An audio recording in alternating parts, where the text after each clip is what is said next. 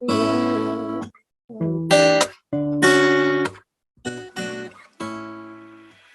to the Possibility Action Network podcast. I'm your host, Stephen Middleton, aka Possibilityman.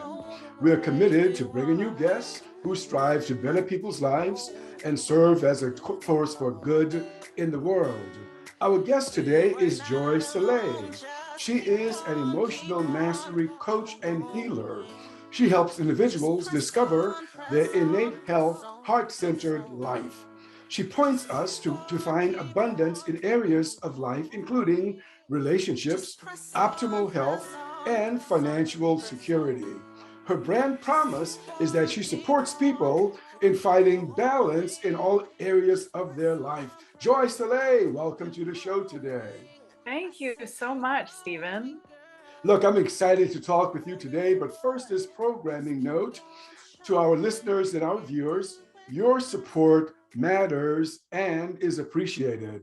Follow, like, and share us wherever you find this podcast. Our sponsor information is below the description of this show, and please like us, follow us, and share. Okay. Hey, Joy, I know that you are an emotional mastery coach and healer, but what did you do in your previous life? Like past life, Stephen, or like before I started doing this in this life? That's a good answer. Different people think different ways. Yeah. Well, in your previous career? Yeah. So actually, I've been doing emotional mastery since I was about 18. And I started doing personal development with people around that time as well. And I've worked a lot of different jobs and companies along the way, including in the entertainment industry, as a model and actor, and in the music industry as well.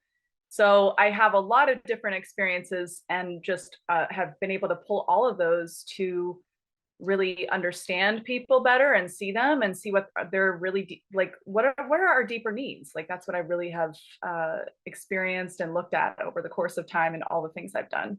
I find that interesting. As an 18-year-old, you begin to peak in this area of life and human development. What prompted you at 18 to look in this area? Pain.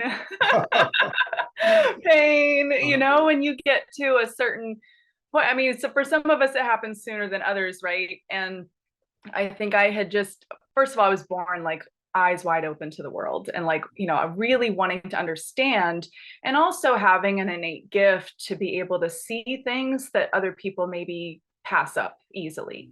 So by the time I turned 18, I was just so desperate for healing for myself that honestly, I just dove into it because I was like, well, I got nothing to lose. You're 18 years old, you got nothing better to do, right? So just pick your passion. And so that's really where it started. It was just like the desire to see pain and suffering healed in the world and on this planet. And it just started to drive me like really young. Yeah. So if you're open to answer this question, what was going on with this 18-year-old that caused her, emotional or physical discomfort? Gosh, well, for one, I was raised in the church, and I'm still, heavy believer, like so much.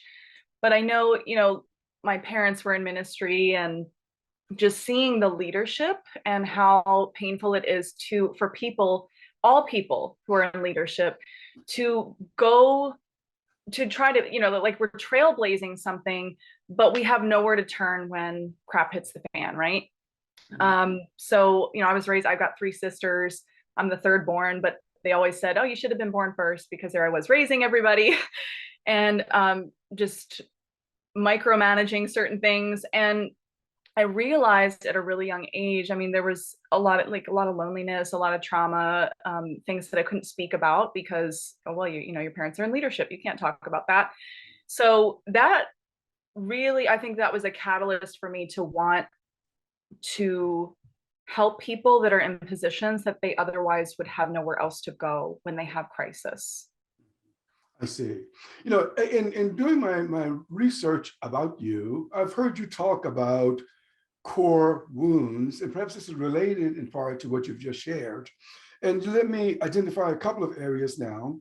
I think you've mentioned ancestral wounds, cultural wounds, I'll add, and also include family wounds. What kinds of things are you talking about when you say core wounds? These things or more than that? Or can you take us into that a little bit, please? Completely, yeah. So wounds, traumas, most of us don't want to admit we have trauma. If we do have, and everybody does. And we come into our life with all kinds of things that it feels like it's against us, right? Like, well, you're born into the body you're born into, you can't really change it. You're born into the family you're born into, you can't really change it. You have a set of circumstances that you really can't change.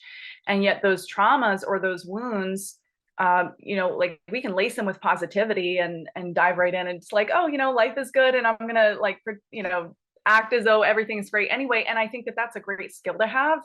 But truly, those core wounds that we start with are a fuel and catalyst for our greatest day. So, like if whatever body you're born into, it's like, well, we can use it as a victimization, or we can utilize it for something that can fuel us to something greater that can help us launch us into something that can help us heal the world in a way that it has never been before.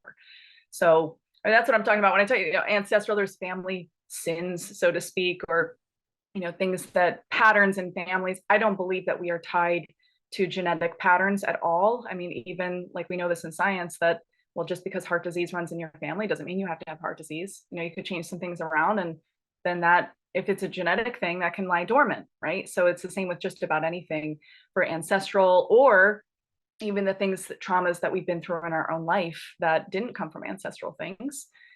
We can turn those around and we can make them into whatever we want to, essentially. That you've said a lot there. Let me try to unpack one of them. I heard you say, and this is the way I heard it, maybe this is what you meant, was that, and I'm going to use the word adversity. Sometimes human beings have adversity in life to launch them on a personal path of discovery, which may empower them to do something very important in the world. Tell me more about that, if that's what you meant. Absolutely. I mean, look at all of nature. You see the trees, and there are seasons. And when the tree looks like it's dead because there's no leaves, no fruit, no buds, actually it's getting ready to bud into something. And oftentimes what happens to us is we have things that happen and we go, oh, that's happened. And then we attach it to our identity. We say, well, that means I'm dead. I'm dead inside. And so therefore I can't bloom, when really it's something that is getting ready to help bloom you. Yeah, that's fascinating. Wow. Okay, so now you talk about energy a lot in your work. In fact, and correct me if I'm wrong. I'm going to admit that I could be wrong here, but I think I heard you say, or heard you write, that everything in life is energy and is vibrating. If I'm right there, what do you mean by this? Tell us more. Yeah. So, I mean, people think of this in all different ways. Some people call that God. I do, because I believe that there is some root source that has a personality that, everything comes from. But essentially, all things come from energy. And that's like all of the work that we know in quantum physics, helps us point back to, oh, yeah, like the atom is not the smallest fractal of life. It's actually energy. It's pulsating, it's vibrating at a certain frequency, and it's everywhere. That's interesting. Well, look, let me throw in Einstein here, because when I heard you say Einstein, I said, "Whoa, she can talk Einstein." Yeah. you mentioned Einstein and non-locality. I don't know what that is. So what is that, and how does this relate to your work? Yeah. So Einstein, he did a lot of work in quantum physics, right? And there's so many others. Tesla, and it's just, there's so many great scientists that have done discovery on this, and what they've discovered is, oh, there's actually another dimension that we can't see, but we can experience it. And your question about non-locality is just that, well, we kind of all exist and vibrate. We think that we're like, you're in where you are, and I'm like, you're in South Carolina, I'm in Nashville, but really we're on a video call right now. How do you explain that?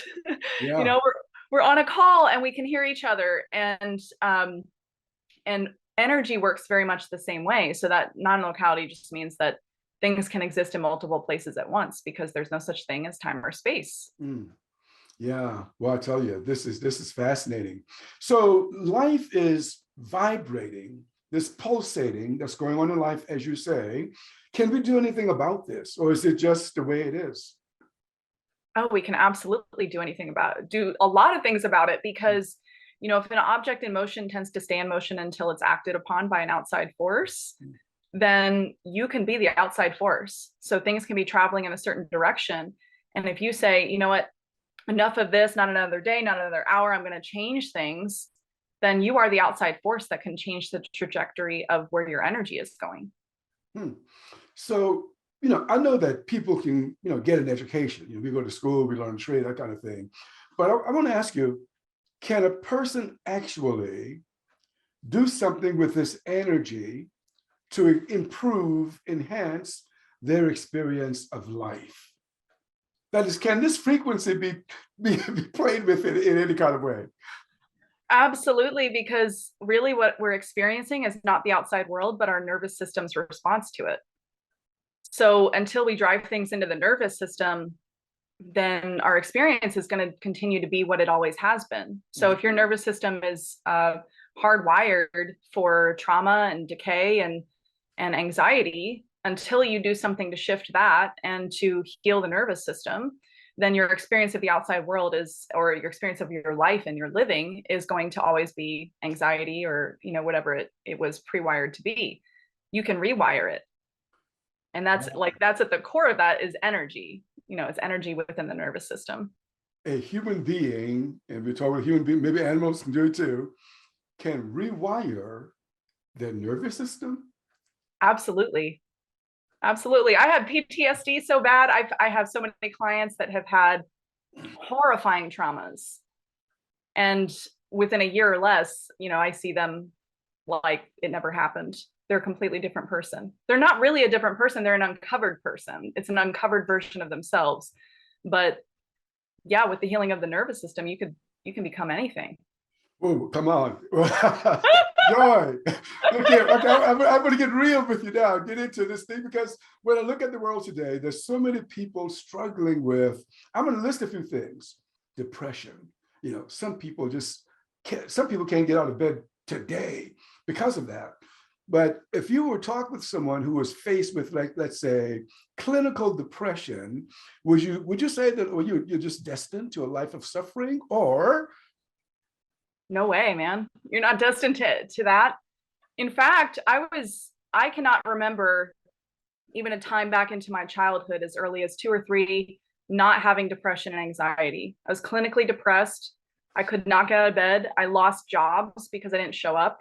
I had horrifying anxiety, agoraphobia. I couldn't leave my house. I was convinced that I was going to die somewhere tragically. And I was on medications for over 10 years with that. And it was just sort of like, oh, well, you're lost cause. And Western medicine said, well, you just take more medicine. And guess what? I was still depressed on medicine. So I realized at a certain point that there was something I needed to do to change that. And that nobody, if like psychiatrists and doctors couldn't really help me, then I had to make some decisions. So, the first thing I started with was my diet and nutrition and exercise. And it took me about, like if I was on medication for 10 years, it took me a decade before I was like, okay, I can manage myself well enough. I'm not suicidal anymore, because I had a suicide plan multiple times. And I was like, okay, I'm functional now. So I'll get off the medication. I'll just keep doing what I'm doing, keep going in this trajectory. And I feel depression at times, but I am not depressed. So, there's moments that I'm like, that's an emotion, but it doesn't control me like it once did. I'm free of that. Wow, that's encouraging, Joy. I know, once again, a lot of people go through life with self-doubt. They think that the job that they don't like is the only job that they can ever do in life. So could you what would you say to someone who comes to you like that? Like, look, I'm filled with self-doubt. I just don't trust myself. Well, you got to start somewhere. You have to start somewhere. And you know what, honestly, I think about this all the time, because what's the first thing that most people do when they wake up in the morning to their alarm? They hit the snooze button. Yeah. If that's the first thing you do when you wake up in the morning, you've given yourself a note, a promise. You say, I'm going to get up at 7 a.m. Your 7 a.m. alarm goes off, and then you hit the snooze button. Well, you just, lied to yourself. The first thing you said you were going to do in the day, you lied to yourself. So, I mean, it has to start somewhere. So really it's with those little things. But I mean, you mentioned like with jobs, I was a single mom with 3 kids, homeschooling 3 kids, and I had 4 jobs. And I was like, taking my kids until I had very little to no help. I had no rich uncles dropping me cash anywhere. And so I think, when people feel stuck and they feel that self-doubt, you have to make a defining decision to say, you know what, enough is enough. Like, I'm not going to do it this way anymore. I'm going to believe differently, even if the outside world doesn't show it to me yet. Because what we're living is yesterday's model. It's everything we built yesterday. So if we want something to be different tomorrow, we have to build it today. Oh, I like the way it sounds, Joy. Hey, look, so if you were working with children, I've had some children around the house just recently, and I can tell that, they just don't have good self-esteem. They may have experienced or maybe experiencing being bullied in school, but they want to feel better. I mean, would you work with children as well, or is this only for adults? I do work with children. I have worked with many children, actually, starting with my own. Of course, I've done all my experiments on them. But yes, children, it's the same thing. It's just, they're living what we reflect back to them. So they don't know what to do unless we model it for them. So typically, I work with children, but I also like to work with their parents, because ultimately what they're getting is from the parents. That's and right. Model back. Yeah. Yeah, that's right. So in doing energy work, the first thing that some people may think of is that you're going to hook them up to some electrode or something like that, Yeah, either that or, I'm psychic or something. But right. I mean, I'm not either. I'm not doing either. No, energy really is like we all have the ability to read energy. Somebody walks in the room and you kind of get the vibe of what they're feeling. If they're really angry, even if you didn't see them walk in, there's like a shift in the room, changes, right? So we all have the ability to read energy. Like I said, from when I was a child, I had this like special ability to just read and see. And you know what, honestly, my difficult upbringing probably brought that out of me more. And also it caused me to suppress it. And then at some point I was like, okay, I need to use this. So what I do is I go in, I read energy. I use frequency technology as well, biofeedback. But I read energy and we can move it. We can see what's keeping it stuck and how do we move it out of the way. So it's kind of like a laser focused prayer, but that takes some skill on my part. Yeah. I understand what you're saying, because I've noticed even in my own life is that I can shift my state by listening to something like the Temptations singing psychedelic shack. Oh yeah. It's just shift stuff. So that's what you're saying, is that it's possible for a person to shift their energetic state in any given moment. Is that the type of thing, or is it more than that? It is, and it's more than that, because I started when I was doing I discovered energy work after like 17 years in traditional therapy, and I was like, gosh, I got more accomplished in 2 months than I have in 17 years, because the same thing I was going back to the counselor's couch for over and over again.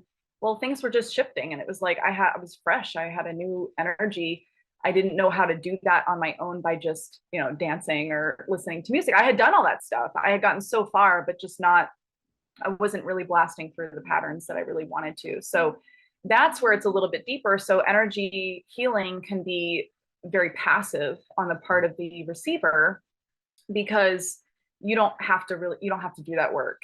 And at the same time, I recognize that, energy work is not enough, because people also need skills like what you're talking about. Like we need to know, when I shake and I dance and I move my body, it feels really good. So we need those things too. Mm-hmm. Right. Now, you've talked about the inner child. Now, back in the day, that was a big thing. People writing about the inner child, the child within, that kind of thing. But you've connected the inner child, maybe they do too. You've connected the inner child to trauma. Can you tell us what you're getting at when you talk about that? Yeah, sure. Because I mean, all of our development is happening in the ego from age 7 or 0 to about 7. And that's really necessary actually for survival. We need to have our ego at its highest peak, because we have to learn those things. But then of course it pre-wires us for a lot.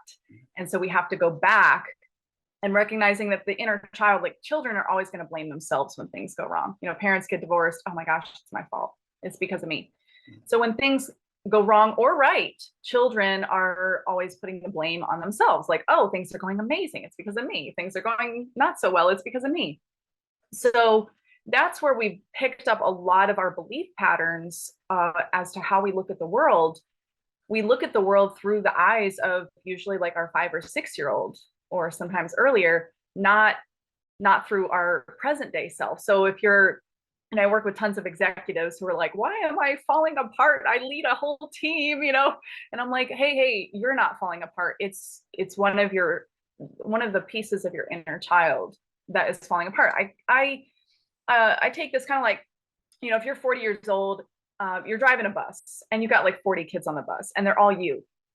And sometimes, like kids are they're never satisfied. So like they always want something to eat. They always want something to drink. They want something to do.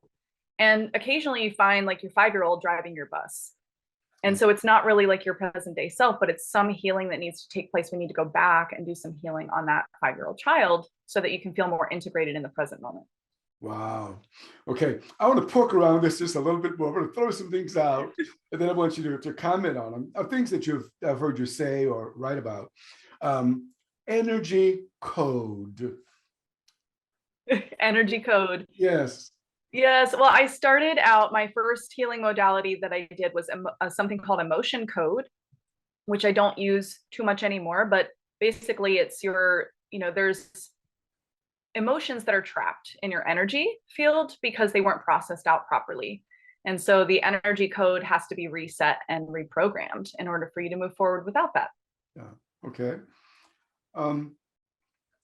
Emotions are energy. Perhaps you just told us that.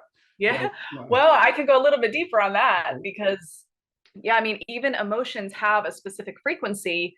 Like anger is one of the lower vibration emotions, whereas elation is going to be a much higher vibration emotion. And we can actually measure that with scientific technology. So yeah, emotions are an energy that vibrate at a certain frequency. Okay. I heard a speaker talk about this, and she talked about molding the energy, that molding, go to a higher frequency. Boy, this is so fascinating. Yeah. Yeah, I mean, we can shape it and elevate it as we're working. And essentially, I mean, if you had somebody tell you as a kid that you're stupid or something, then you can reshape it and remold it with an alternate affirmation. You're brilliant. Yeah, and will it stick? I mean, that's the other thing. People say, are you psyching yourself out, or is this something that they can stick, and that is it could be a suit that they can easily wear, or is it a suit they got to keep adjusting to make it fit every day of their life? Oh, well, that goes back to the whole positivity poison that I mentioned. It's like, do we really want to lace things with positivity? The skill is to be able to recite the affirmation over and over again until your nervous system catches up. I see. And so you can take it on, and you know what? At first, your brain's going to go, "You liar. That's not true." Yeah. But the more you do it, the more you practice, it's a practice, and then it becomes a part of who you are. Yeah. Wow. Okay. So I want to come back to this, but I'm going to shift just a little bit because you said something earlier that caught my attention. In fact, you could have said this at the start of this program. You said that nutrition was important to you. Can you take us into that? What do you mean? I mean, nutrition. Yeah, well, of course, the food that we eat also has a frequency, right? And if we want to elevate, then we have to eat higher vibrational foods. So that's like lots of like vegetables are super high vibration, whereas meat is a very dense vibration. So, I mean, it's like we have that in not only the nutrition that's in the food, but color. Color is a vibration. So we need to eat all the colors. That affects our whole overall energy. I've never heard it expressed in this way. Now, but I know that your nutrition is important, and I know that a person can really do a lot to alter their life by what they put into their body system, but I've never heard it expressed the way you just put it. Can you say more about that? Yeah, I mean, well, if there's a variety of color and it's vibrating at different frequencies, and you need all of them for all of your energy points that hold your body strong, then we've got to get that on a day-to-day basis. And then there's like the gut to brain connection. So what you're putting in your gut feeds your brain. And that's one of the things I discovered when I was suffering with the clinical depression, because I was eating horrible foods. I mean, I went through my teen years and early 20s just eating like tons of pizza and cheesesteaks. You can't do that and not eat vegetables and expect for your brain to feel really good. You have to feed your gut what you want your brain and body to feel. Wow, that's a huge, powerful reason to eat the right kinds of foods. Yeah. I've actually seen individuals change their body, composition, and it's not all about the way your body looks, but by just eating foods, the right foods. I've seen people reverse some chronic conditions by just eating the right foods. It's amazing. You're saying, look, food is energy. Yeah. I find that amazing. Okay, so now I want to get back into the energy thing, and you've talked about rewriting. And you've talked about restructuring your life. A person can restructure their life. So I want to touch upon a few things that I think I've gotten from you and have you say more. Is that okay Okay. with you? Absolutely. Okay. And now the overarching is life restructure. I think you're saying you can look, a person can actually restructure their life. Below it, belief reprogramming. If I got that right now, and do my Yep. research on you, what is that? And is that a part then of restructuring a person's life? Belief. Mm. Absolutely, yeah, because 90 to 95% of everything we do is driven by our subconscious mind. So we're even unaware of the beliefs we have that are driving us to places that we don't want to go. Mhm. So if your life is not looking how you want it to look, then you have to go to the core of that, which is your belief systems. Mhm. And if your beliefs don't match what you say you want for your life, then you have to rewire your beliefs. Is that, well, I know you're going to say yes, but boy, is that possible to Oh, rewire, for a person to rewire his belief? of course it is. Of course it is. It's, a lot of it is about, well, I mean, it's about will, but it's like, are you sick and tired enough of being sick and tired enough of where you are? If what you believe has not been working for you, then it might be time to dig deeper into what the truth is rather than what you've chosen to believe for your whole life, or maybe what's been passed down to you Mhm. generationally or in the, culturally in the circles that you found yourself in. Where are you drawing this amazing, I'm going to call it a technology, I don't know what it's called. What are you drawing this from? What is your source for this? A lot of where I get my ideology from is from the Bible. Mhm. And, I read a lot, and I read a lot of different uh, ideologies and philosophies and things like that. And what I found is that so much of what I thought was in the Bible that was taught to me from like my cultural upbringing in church was incomplete, because there's pieces of what different belief systems have, like Taoism, for instance, is a philosophy, not a religion. But when I really dug into the Tao, I was like, oh my gosh, this is what Jesus said. Yeah. So that's a lot of where I get it from, is the what I think is, is coming from universal truth. Yeah. It helps me to understand on a deeper fundamental level and into my nervous system, right? Yeah. What the truth really is, and not just what I fabricated it to be. Yeah. That's what I kind of gathered, and as you were speaking, I said, oh, she's been on a truth seeking path of some Oh sort. yeah. And those truths are materializing in your life here. Okay. So you also have talked about rewriting your money story. Mm, yes. Now, some people are going to like that. Can I rewrite my money story? Yeah. Oh yes. Yes. I mean, my father's Jewish, and so there's a lot you can just imagine. Like there's a lot there, a lot of beliefs that have been passed down about lack and just like, well, there's not going to be enough, and yet a resourcefulness to be able to make things happen and to make money happen, but this fear that it's going to be taken away from me, right? So that's something that's been passed to me generationally. And I think when we rewrite our money story, what that really goes back to is, again, the belief patterns. It's like, well, if you believe and you speak, by the way, also words are very important, that, oh, I can't afford it. I can't afford it. Then it's like a self-fulfilling prophecy. But if you say, and I've got 3 children, like I mentioned, so I don't say, we do not say in my house, can't afford it, money's tight, or anything like that ever. What I'll say is, I'm not going to prioritize that right now. And they know that that means she might have the money or she might not, but she's making a choice about what she's doing with her money. And that's far more empowering than this talk. I mean, like, everybody talks like that, right? Like, I can't afford it. I can't afford it. Oh, that's too much. It's too much. And what we're doing is we're pushing away the possibility. You're the possibility guy, you know. We're pushing away the possibility with our words and our actions over and over again. So in order to rewrite our money story, we have to shift our words and our thinking about it. So as you look at me, let's, we're in the 20, this is 2022 here. We've had a pandemic. A lot of people are under stress. How do you view the world, and how are you viewing our response to all that's going on here? Well, talk to us in mass, Joy. Talk to us. Yeah.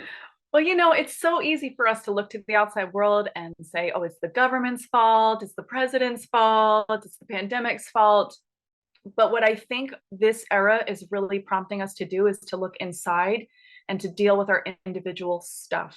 We can no longer get away with not looking at our individual stuff and pushing it and blaming to the outside world. We cannot do that anymore. And when our fears are coming up, talk about energy, and you're carrying this, a lot of the old energy that we have experienced in our childhood is now surfacing, which is why I talk about this so much, because we have to heal the child so that the adult human can show up to tackle what this world requires of us right now. Yeah. What I hear in that is, the more you clean up your world, the more you clean up the world. Yes, exactly. So as you look at, where we are today, I mean, well, I know the answer to this, but I got to ask you, this is a podcast show. Do you look at it with optimism, or do you also have some anxiety when you look, in the United States, gas prices up, grocery prices up. Some people are talking about a gas shortage, that they're not going to be able to get food to the grocery. A lot of stuff that people are dealing with. Well, how do you see things? Lack produces more lack. So, and also we have to look at this as a seasonal time. In all of our history, there's been ups and there's been downs. So we're in the downswing right now, but that's not who we are. That's not our identity. And that's not where we're going. Because if this is the lowest point, and there may be a lower point, but there's always a higher point. And the seasons and the swell of time shows us that things always get better. It's right at the darkest hour of the night that is before the dawn. Be impeccable with your words. You mentioned looking at some spiritual truths. One writer said, weeping may endure for a night, but joy comes in the morning. That's awesome. So you are of the viewpoint that a person can actually rewrite their stressful story, no matter where they came from, no matter what their cultural past is or cultural legacy, that a person can actually rewrite this stressful story. That's your stance? Is that your stance? That's my stance, yes, because ultimately we've always all been cared for at all times. And it's when we tap into that we see more of it. Well, I love that, Joy. Oh boy, you just touched me, because, oh my gosh, maybe I'm just making this up, but I just heard, the moment you said it, you're supported. You are supported. Now, I don't know anything more than that, but you're saying, look here, trust this. Any success stories that you can share with us? I know you can't tell us names, and you work with executives and leaders, as well as, the common person on the street. Can you share some success stories with us about people you've worked with who had a real life change and turned around? Yeah, absolutely. The second you asked that, I just thought of a lady that just an incredible woman. She has a awesome business. She's been in business for like 25 years or something like that, pulling probably $500,000 a year, something like that. And she came to me asking for help because she knew she couldn't really feel her successes. And this is what happens to a lot of high achievers, because all of us high achievers, hey, we start out being high achievers because we learned somewhere in our childhood that I can get some kind of significance from achievement. Mm-hmm. So, I talked to her, and we were on a Zoom call, and she just said, Joy, I've got accolades all the way around my office. If you could see them, it's just like the walls are filled with them. I can't feel a single one of them. And I really, like, my heart just broke. And I really felt for her, because I've been in that position and I've seen that over and over again. I think she represents a lot of the clients that I work with.